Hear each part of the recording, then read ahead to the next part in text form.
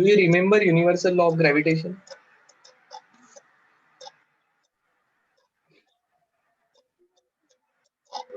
Universal law of gravitation याद है? Can somebody recall? Yes, sir. क्या होता है बताओ?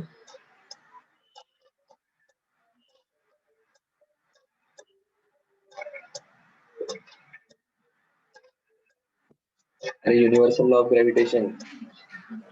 Sir, there exists a force between two bodies in universe, and this force is directly proportional to masses of two bodies and inversely proportional to the distance between them, square of distance between them. बहुत बढ़िया, बहुत बढ़िया. Every object in the universe attract every other object with a force which is directly proportional to product of their masses and inversely proportional to square of distance between them.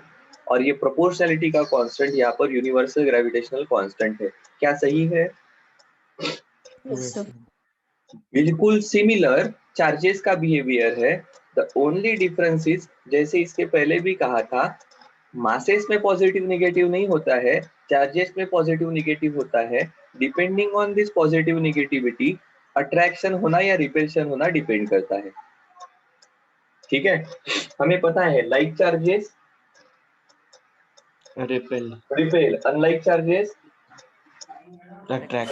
Attract. तो बस ये attract करना या repel करना ये polarity पर dependent है.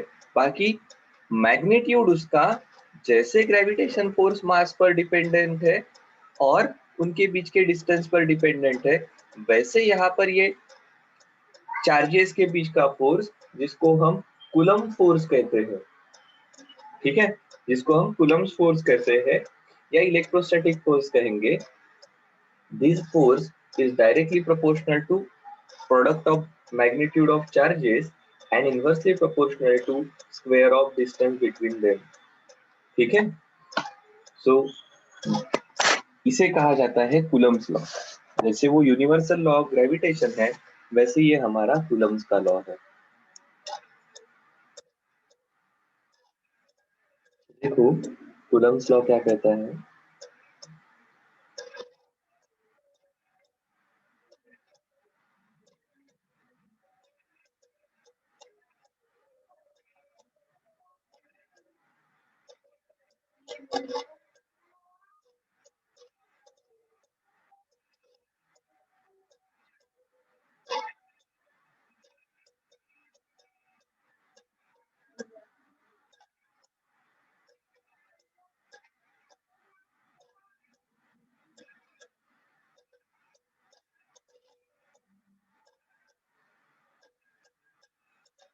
There exists force between two point charges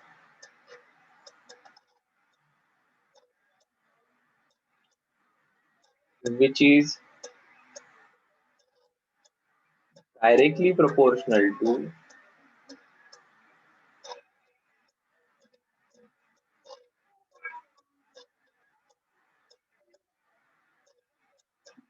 the product of the magnitude of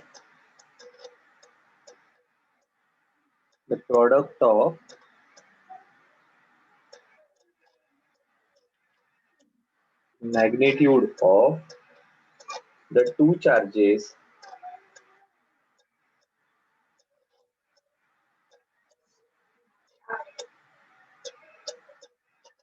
and inversely proportional to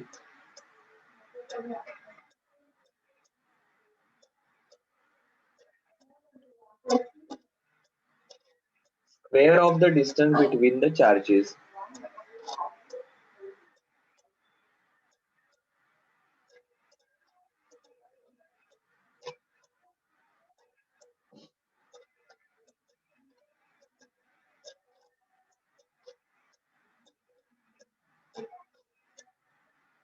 ठीक है, इंपॉर्टेंट चीज ध्यान में रखनी है, इट एक्ट्स अलोंग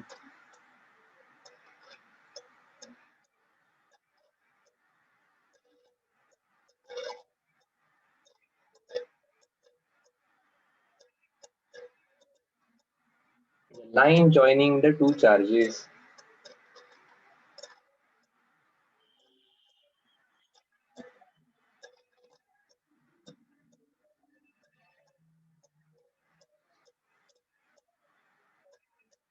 देखो क्या कहा कूलम ने कहा there exist force between 2 point charges, any 2 point charges which is directly proportional to,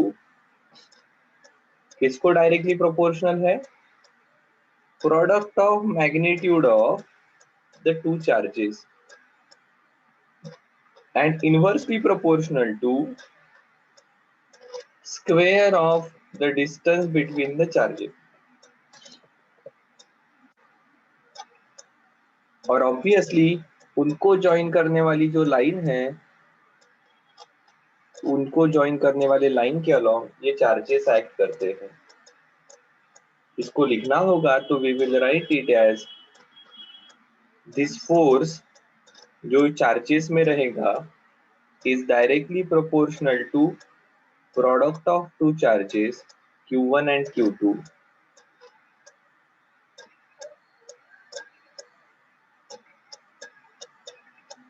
this force is inversely proportional to distance between them। इन दोनों को अगर मिलाकर लिखते हैं तो ये बन जाता है this electric force is directly proportional to Q1 Q2 upon R square, और प्रोपोर्शनलिटी का कांस्टेंट आ जाता है K। ठीक है, इस K की वैल्यू है 1/4πε0 और ये आती है 9 into 10 to the power 9, 9 into 10 to the power 9। ठीक है,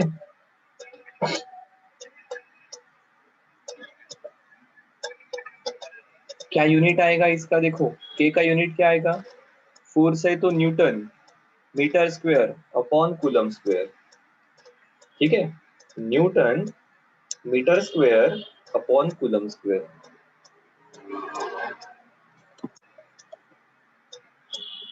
जैसे उधर है ना हमारा कैपिटल G, वैसे यहाँ पर ये K है।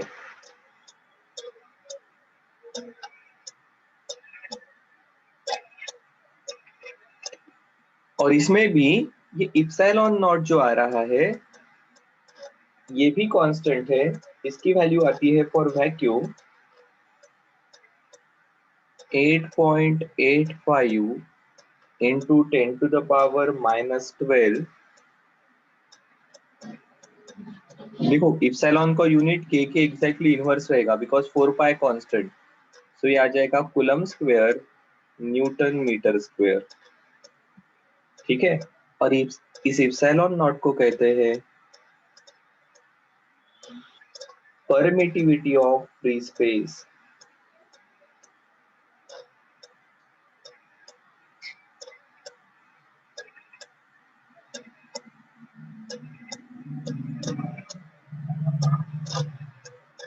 फ्री स्पेस मतलब वैक्यूम। क्या सही है क्या?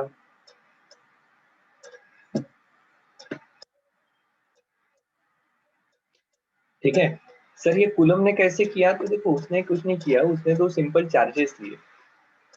अपने पास जगह नहीं है चार्जेस के लिए, लिख देते हैं फिर भी यहाँ पर।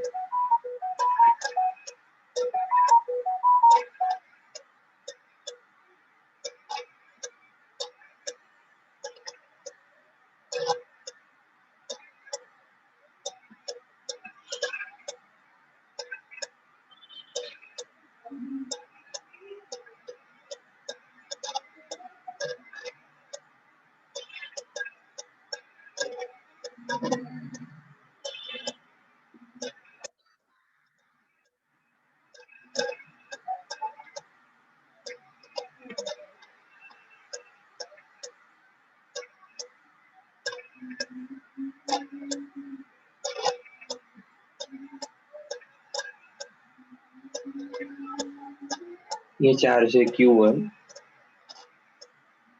ये चार्ज है Q2 और ये डिस्टेंस है R।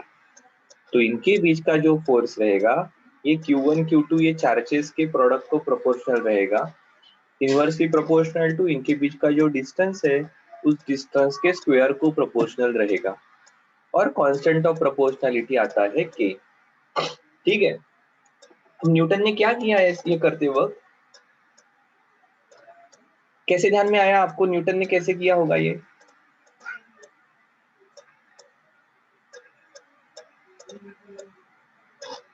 सॉरी, न्यूटन नहीं, कूलम। तो उसने क्या किया शुरुआत में, एक चार्ज लिया, एक चार्ज बॉडी, उसको पता नहीं उसके ऊपर कितना चार्ज है, ठीक है। फिर उस चार्ज बॉडी को बिल्कुल वैसी ही दूसरी बॉडी लेकर उसके कांटेक्ट में लाया, जो दूसरी बॉडी अनचार्ज थी। अब इनके ऊपर के चार्जेस कितने हो जाएंगे?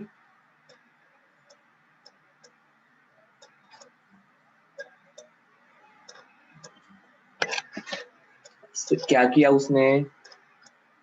उसने एक बॉडी ली, इसके ऊपर चार्ज है Q, ठीक है। अब क्या किया, अब इसके कांटेक्ट में ये उतने ही साइज की दूसरी अनचार्ज बॉडी लाई। पहले इसके ऊपर कुछ भी चार्ज नहीं है, क्या होगा सर? ऑब्वियसली कुछ चार्ज इधर फ्लो होगा। कब तक होगा? कल आपने बढ़िया से आंसर दिया था, जब पोटेंशियल सेम नहीं होगा। अब ये दोनों सिमिलर है तो इनका पोटेंशियल तब सेम रहेगा जब ये चार्जेस आधे आधे हो जाएंगे। सो इसने, इस कूलम ने अब इनको सेपरेट करके 1 मीटर के डिस्टेंस पर रखा होगा, या जो कोई भी एक पर्टिकुलर डिस्टेंस रखा होगा, इनके बीच का फोर्स मेजर किया। फिर क्या किया, इस बॉडी को अर्थ करके इसको न्यूट्रल कर दिया और फिर से इसके कांटेक्ट में लाया।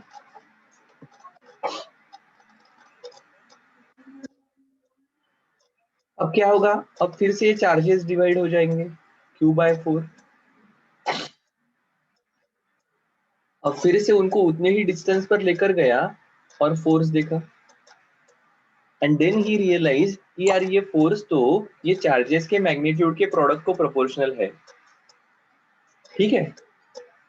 और फिर चार्ज बॉडीज ली जैसे शुरुआत में ही या अभी जैसे है, और इनका डिस्टेंस वेरी करते गए, और इस प्रकार से कूलम फिगर्ड आउट कि इनके बीच में फोर्स कितना होता है। क्या सही है क्या? Yes sir. ठीक है, बहुत क्रूड लेवल का एक्सपेरिमेंट है, बट बहुत ही इम्पोर्टेंट एंड क्या कहेंगे, साइंटिफिक एक्सपेरिमेंट है, ठीक है। और अब ध्यान में आया कि जैसे हम ये बड़े बॉडीज के साथ इनको डील करते हैं, but this is even applicable to microscopic level. ये तो बड़ी बॉडी है, ऐसे लेवल को मैक्रोस्कोपिक कहते हैं, ठीक है। बड़ी बॉडी जो आंखों से दिखती है, but even this is applicable to microscopic bodies. क्या सही है? और अब ये कूलम का लॉ ही ये आपको 1 कूलम चार्ज को डिफाइन करने के लिए मदद करता है। वो क्या कहता है, दो बॉडीज का चार्ज 1 कूलम तब रहता है जब इनके बीच का, एंड अगर वो 1 मीटर से सेपरेटेड है, दो बॉडीज अगर सेपरेटेड बाय 1 मीटर एंड उनके बीच का फोर्स अगर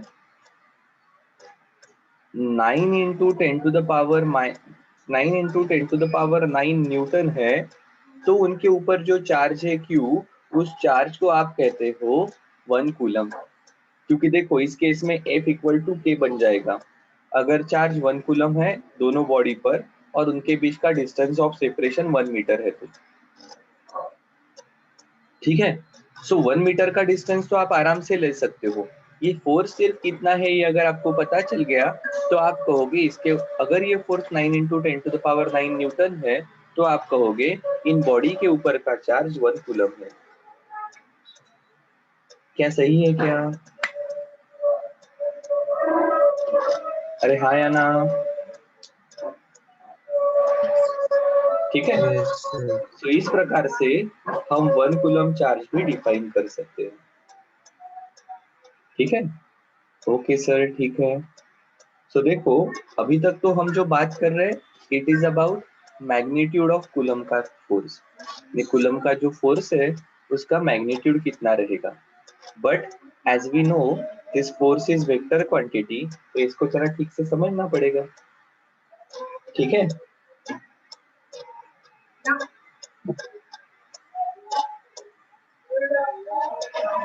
so देखो हम क्या कहते हैं इन vector form.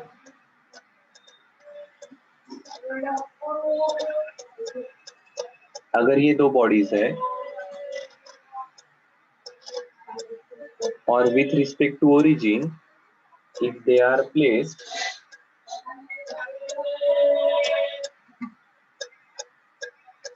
at distance r2 and r1, so कोई बता सकता है क्या कि ये इनके बीच का डिस्टेंस कितना रहेगा, q1 एंड q2 का?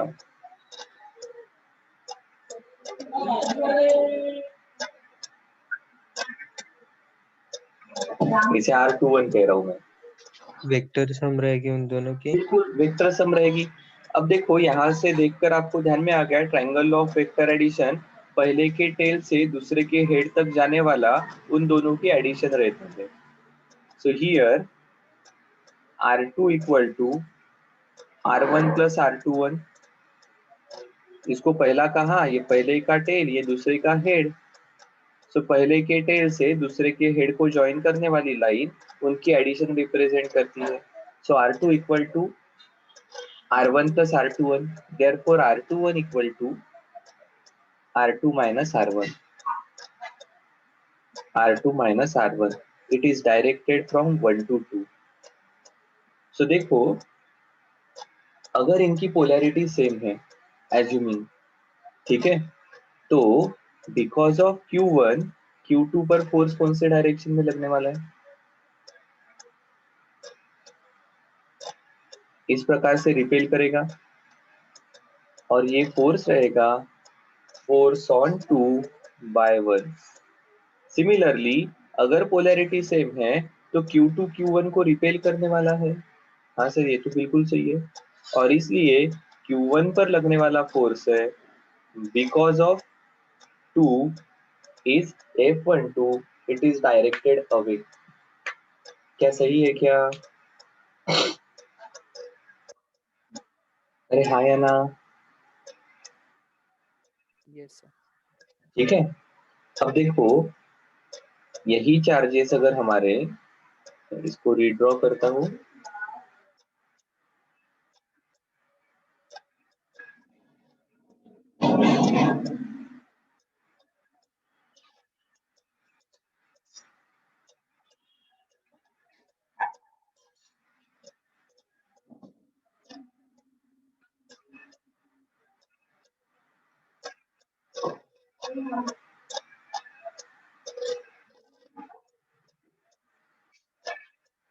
ये फोर्स इस प्रकार से रिपल्सिव रहेगा कब, तर जेव्हा ते लाईक चार्ज असेल तेव्हा। when they are like। अब like मतलब क्या, कैसे आइडेंटिफाई करेंगे इफ दे आर लाइक और अनलाइक? लाइक मतलब either both of them will be positive और both of them will be negative, तो उनका प्रोडक्ट कैसे आएगा? पॉजिटिव। निगेटिव्ह। दोनों भी अगर पॉजिटिव है तो भी प्रोडक्ट पॉजिटिव आएगा, दोनों भी अगर नेगेटिव है तो भी उनका प्रोडक्ट ये पॉजिटिव आने वाला है।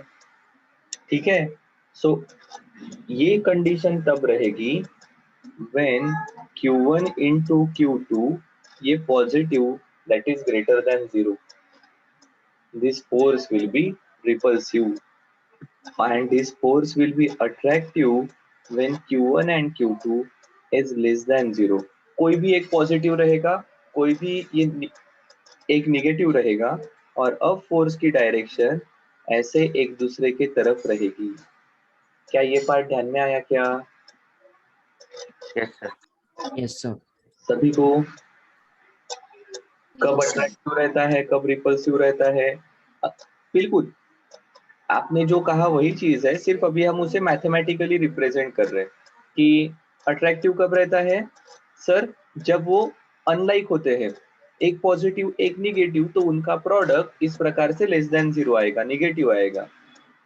रिपल्सिव कब रहता है, जब वो लाइक होते हैं, मतलब दोनों पॉजिटिव प्रोडक्ट पॉजिटिव, दोनों निगेटिव प्रोडक्ट पॉजिटिव। क्या सही है? यस। ठीक है। और फिर अब हम कहेंगे कि अगर ये मेरा चार्ज Q1 है, ये Q2 है, तो ये फोर्स कौन रहेगा? Force on 2 by 1, this is force on 1 by 2। ठीक है, दिस इज फोर्स ऑन, अरे ये Q1 चाहिए बेटा,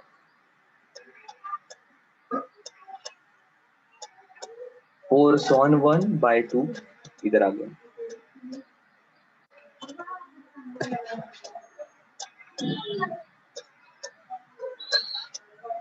force on 1 by 2, this is force on 2 by 1। ठीक है, अब देखो, फोर्स बीइंग वेक्टर क्वांटिटी, इसको आपको ठीक से रिप्रेजेंट करना पड़ेगा। तो हम फिर कहेंगे, देखो दिस F21 को कैसे रिप्रेजेंट करेंगे?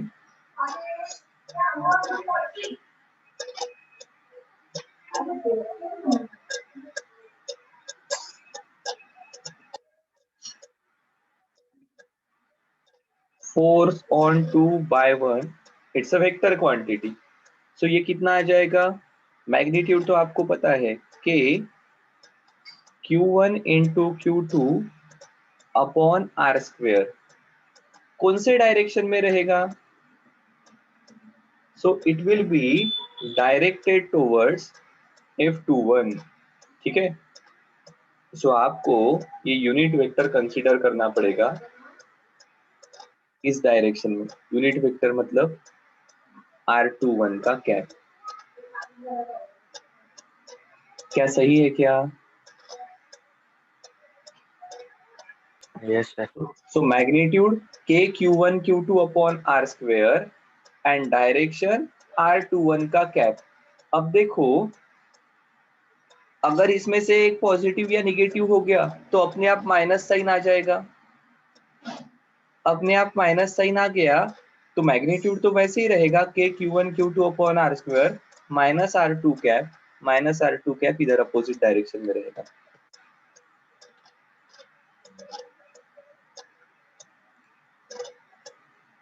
क्या सही है?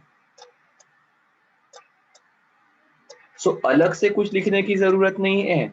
Q1 में सिर्फ उसकी पोलैरिटी जो कुछ भी है वो पुट करनी है। If Q1 is negative and Q2 is positive, अपने आप माइनस साइन आने वाला है और डायरेक्शन आप ठीक से देने वाले हो।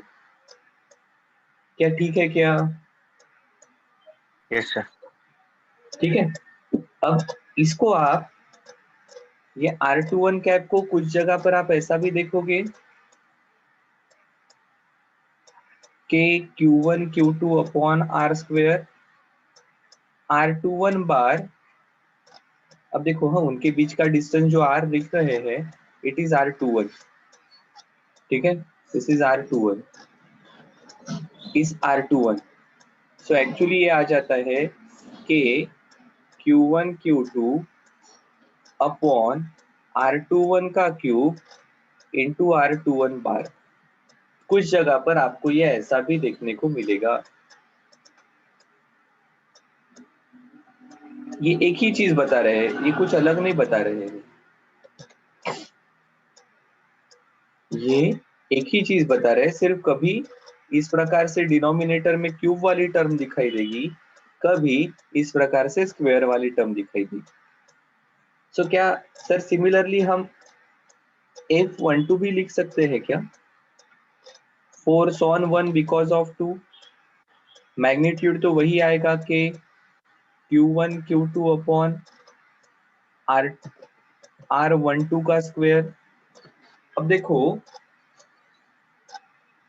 फोर्स ऑन 1 बाय 2 है, 1 पर लगने वाला फोर्स है, तो इसकी डायरेक्शन क्या रहेगी? नेगेटिव। सर देखो, R12 को हम ऐसा लिख सकते हैं क्या?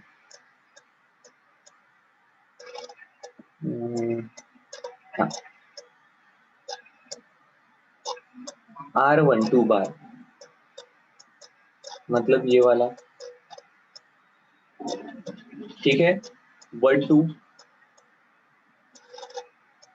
अब देखो इसको पहला मानना पड़ेगा, इसको दूसरा मानना पड़ेगा। पहले के टेल से दूसरे के हेड तक जाने वाली लाइन उनकी एडिशन रिप्रेजेंट करती है। मतलब R1 equal to R12 plus R2। So R12 की वैल्यू आ जाएगी R1 माइनस R2। क्या सही है?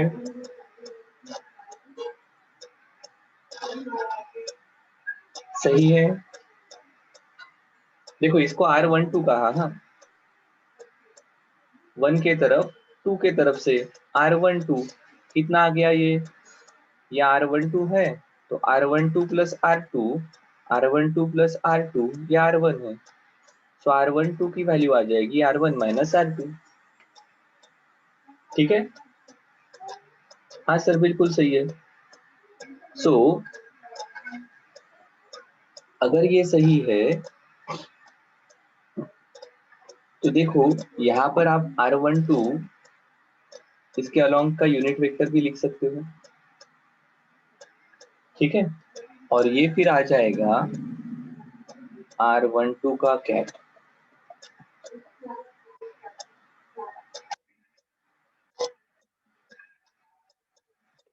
ठीक है। इसकी डायरेक्शन आ जाएगी R12 का कैप। ऑब्वियसली एक कोई निगेटिव रहा तो अपना काम वैसे ही आपको ये डायरेक्शन के बारे में पता चल जाएगा। जैसे इफ Q2 इज निगेटिव तो Q1 Q2 का प्रोडक्ट क्या आ जाएगा, माइनस। ये मैग्नीट्यूड तो वैसे ही रहेगा, माइनस साइन लग गया, R12 का माइनस। देखो आपका R12 लेफ्ट हैंड साइड में है, इसका निगेटिव राइट हैंड साइड में आ जाएगा, ठीक है।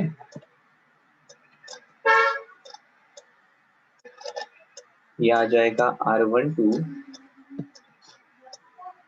इसके अपोजिट डायरेक्शन में माइनस R12 का। अब इंटरेस्टिंगली देखो, क्या R12 एंड R21 इनका मैग्नीट्यूड सेम है? R12 एंड R21 इनका मैग्नीट्यूड सेम है? Yes. हाँ सर बिल्कुल सही है, ठीक है। If that is the case can I से उनके अलोंग का यूनिट वेक्टर, सर उसका तो मैग्नीट्यूड सेम रहेगा, सिर्फ उनकी डायरेक्शन सर ये अपोजिट है। Opposite. सो एज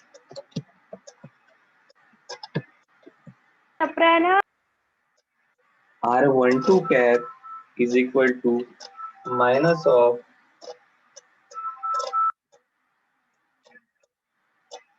R21 का कैप, क्या इस F12 को मैं ऐसा लिख सकता हूँ कि Q1 Q2 अपॉन R12 का square into minus of R cap 21, ठीक है। और अब थोड़ा सा आप F21 को एंड F12 को देखो, you will realise F21 is equal to minus of F12, या ऐसा लिखता हूँ, आप यहां से लिखोगे F12 is equal to, ये माइनस साइन सामने आ गया, बचा क्या K Q1 Q2 upon R12 का स्क्वायर। अब R12 एंड R21 इनका मैग्नीट्यूड तो सेम है, ठीक है, इनटू R21 का कैप, माइनस साइन सामने लिख लिया। So F12 equal to minus of F21। क्या सही है?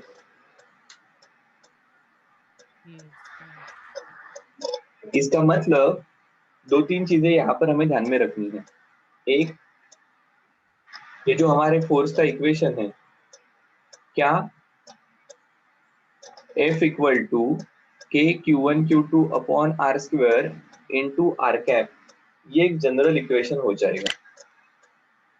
क्या हो जाएगा कूलम का जनरल इक्वेशन? जनरल इक्वेशन हो जाएगा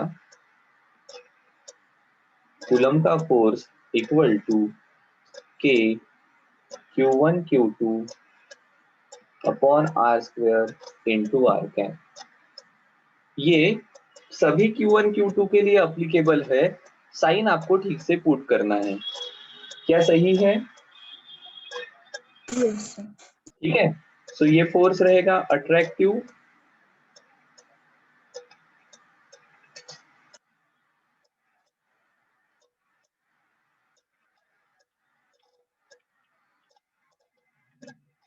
अनलाइक चार्जेस ये रहेगा रिपल्सिव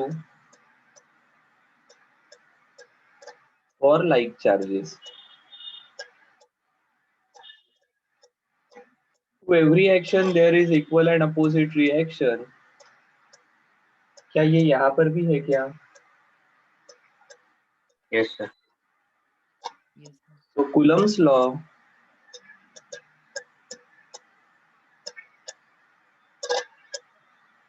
agrees with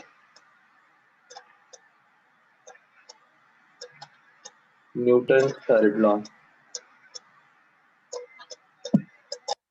ठीक है, क्या सही है? तो ये 2 पॉइंट हमें बढ़िया से याद रखने पड़ेंगे, इनके ऊपर हमारे कूलम का फोर्स डिपेंड करता है। क्या ठीक है?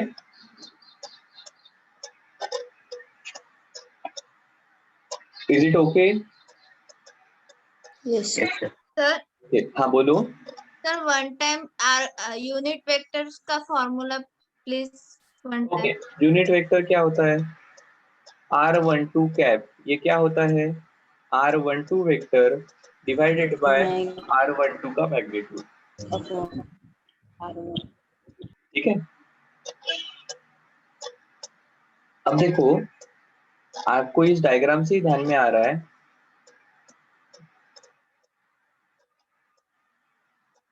ये R12 जो है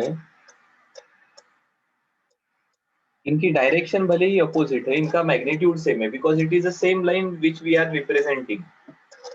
ठीक है, so R12 magnitude wise R12 is equal to R21, इसलिए इनके डिनोमिनेटर सेम है।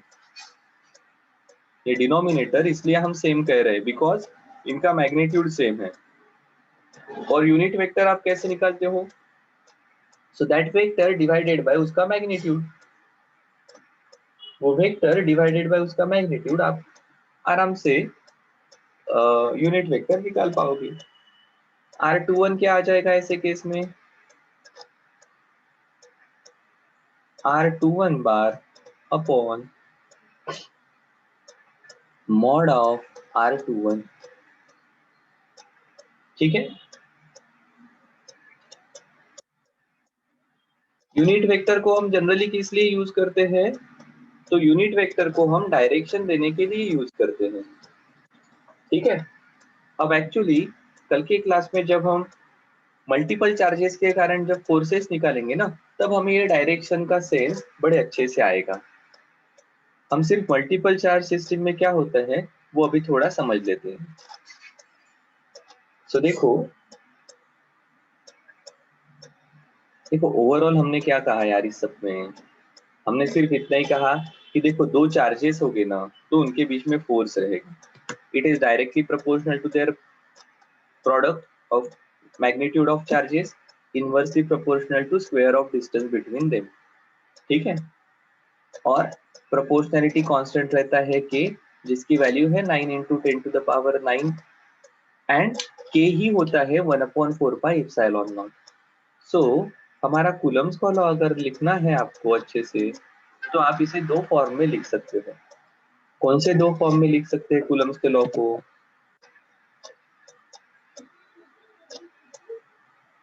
Either you can write this it as मेरा force equal to k Q1 Q2 upon R square into are cap, या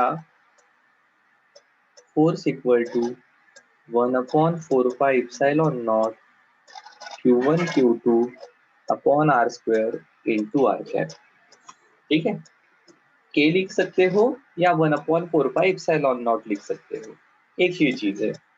ठीक है. So now let's see what will happen if there are multiple charges.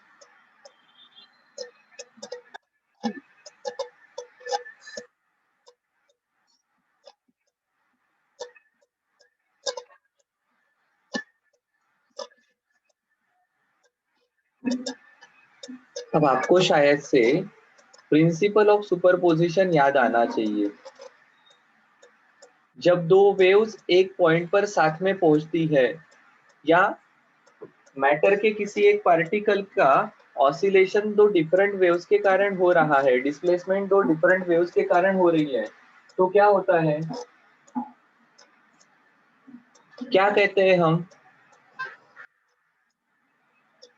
तो हम कहते हैं sir particle ऐसे oscillate होगा as if the other agency या other wave is not present. Other wave या other agency is not present, particle वैसे ही ऑसिलेट होगा. हाँ, दूसरे वेव के कारण कैसे होगा? जैसे पहले वेव प्रेजेंट नहीं है, ओवरऑल पार्टिकल क्या करेगा? पार्टिकल ये दोनों का भी रिजल्टेंट डिस्प्लेसमेंट अलजेब्रिक सम जैसे उसकी डिस्प्लेसमेंट होने वाली है. The displacement of particle will be algebraic sum of these individual displacements. So that is एक के ऊपर दूसरे का इफेक्ट, दोनों इफेक्ट वो साथ में दिखाई देगा, एग्जिबिट करेगा. ठीक है.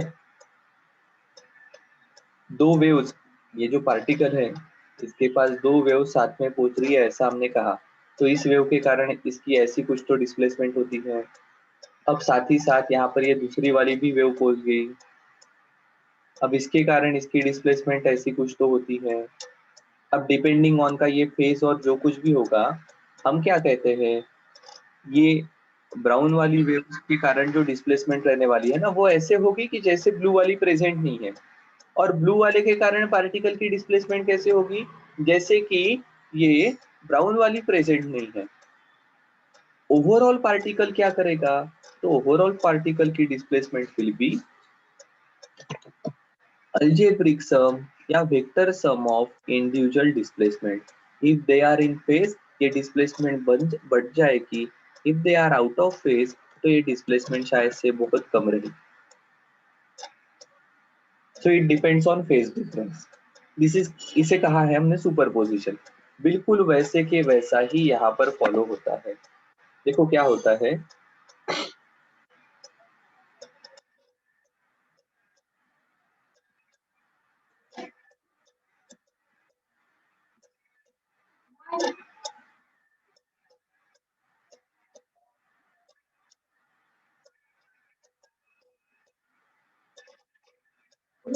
if there are multiple charges present in a system, then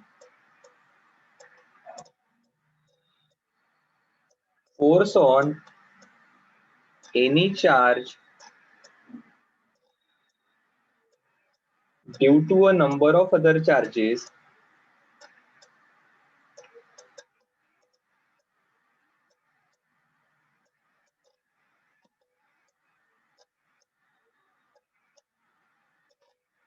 is the vector sum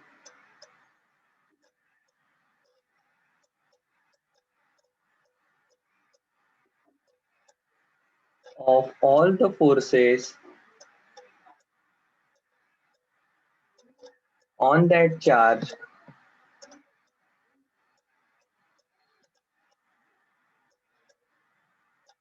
due to the other charges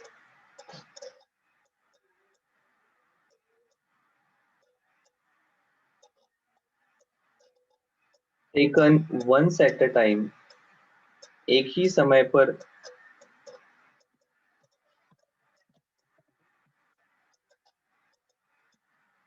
नहीं, उल्टा कहा है, एक समय पर एक चार्ज लेकर जो फोर्स रहता है ऐसे सभी फोर्स की वेक्टर सम. आगे कहा है the individual force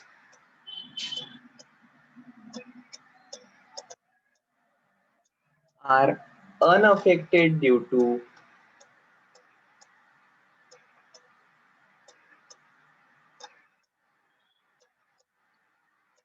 presence of other charges.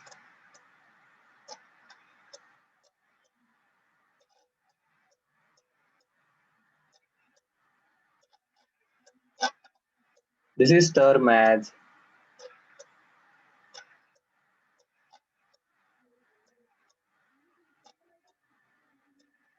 principle of superposition. क्या कहा? आपको कहा the individual force are unaffected due to presence of other charges. एक चार्ज दूसरे चार्ज पर फोर्स ऐसा लगाएगा कि जैसे कि बाकी चार्जेस एग्जिस्ट ही नहीं करते हैं, बाकी चार्जेस एग्जिस्ट ही नहीं करते हैं, इस प्रकार से वो फोर्स लगाएंगे। ठीक है, और फिर ऐसे सभी फोर्सेस की वेक्टर सम हमें करनी पड़ेगी। देखो वहां पर अलजेब्रिक इसलिए कहा था कि एडिशन सब्सट्रैक्शन से आपका काम हो जाता था बिकॉज डिस्प्लेसमेंट एक ही लाइन में होती थी। यहाँ पर वेक्टर सम इसलिए कहा है क्योंकि ये फोर्सेस की डायरेक्शन डिफरेंट हो सकती है। ठीक है, सो इस प्रकार से ये वेक्टर सम रहने वाली है। क्या सही है क्या? देखो एक बार फिर से मैं स्टेटमेंट का मतलब बता देता हूँ। If there are multiple charges present in a system, एक सिस्टम में मल्टीपल चार्जेस है, तो force on any charge due to number of charges is vector sum of all forces on that charge due to other charges taken one at a time. ये मेरी कोई तो system है छोटी सी, और यहाँ पर ये मेरे चार चार्जेस है, 1 2 3 4। ये Q1 है, ये Q2 है, ये Q3 है, और ये मेरा कैपिटल Q है। अब देखो क्या कहा, इसके ऊपर नेट फोर्स कितना लगेगा? सो Q3 ये सभी पॉजिटिव है, Q3 Q को रिपेल करेगा। हाँ, अब ये जो फोर्स है ना, force on Q bye Q3, इस फोर्स पर Q1 एंड Q2 के एग्जिस्टेंस का कुछ फर्क नहीं पड़ने वाला है। Q1 एंड Q2 के एग्जिस्टेंस का कुछ भी फर्क नहीं पड़ने वाला है। सिमिलरली ये जो फोर्स है ना, force on capital Q because of Q1, इसके ये फोर्स पर ये Q3 एंड Q2 के एग्जिस्टेंस का कुछ भी फर्क नहीं पड़ने वाला है। एंड सिमिलरली ये जो फोर्स है, force on Q because of Q2, इसके ऊपर Q1 Q3 के एग्जिस्टेंस का फर्क नहीं पड़ता है।